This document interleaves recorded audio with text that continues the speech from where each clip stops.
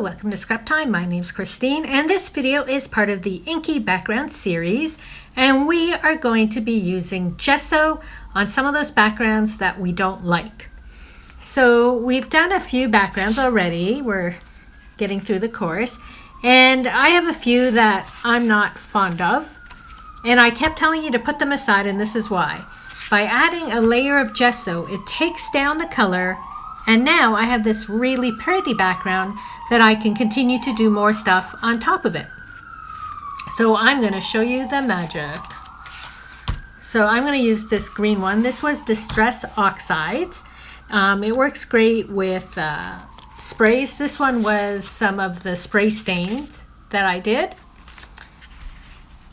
So let's open this up. Now I'm using a thin gesso. This one is Liquitex. You don't want to use a heavy gesso because it won't absorb the color, because the whole point is that the gesso, I'm going to just pour some straight on. The gesso is going to absorb the color and then mute it. I like to use a big brush. It makes for a quicker, easier. So you can see how the gesso is turning color because it's picking up the dye. Oops, it was underneath it. So we're not completely getting rid of what we did. We're sort of muting it. I'm going to dry it so you can see once it's dry what it looks like.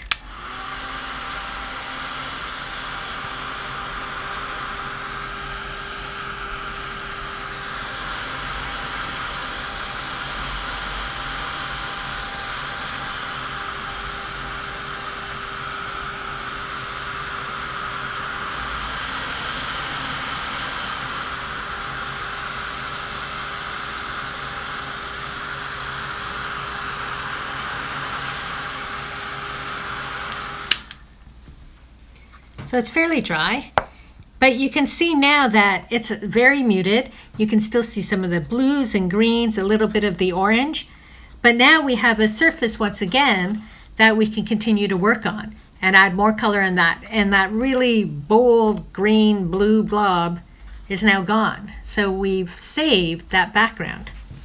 So now I want to try it. I haven't tried it over Distress Crayon. I'm going to just wipe this up.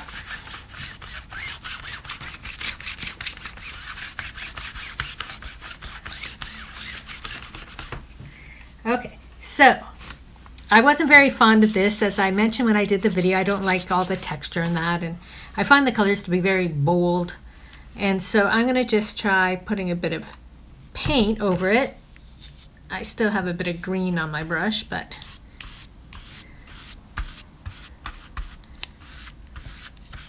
let's see what it does to the crayon. I might need a little bit more. I'm going to put it on the side. I don't want a lot.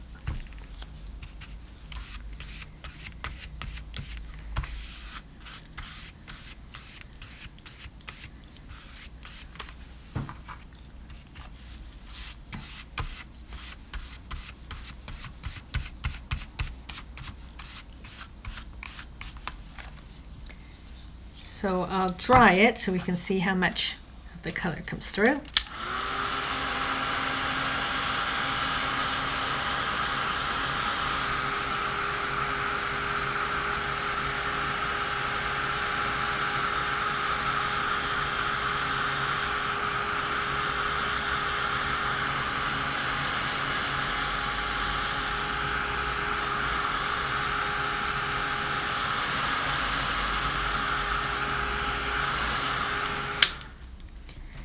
So because the crayon is permanent, it doesn't reactivate with water, we don't get the same amount of ink. You can see this one as it's drying, how much greener it is.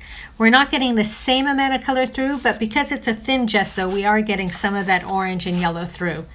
But it still gives me a fresh palette to work on. And then the one more thing I'm going to show you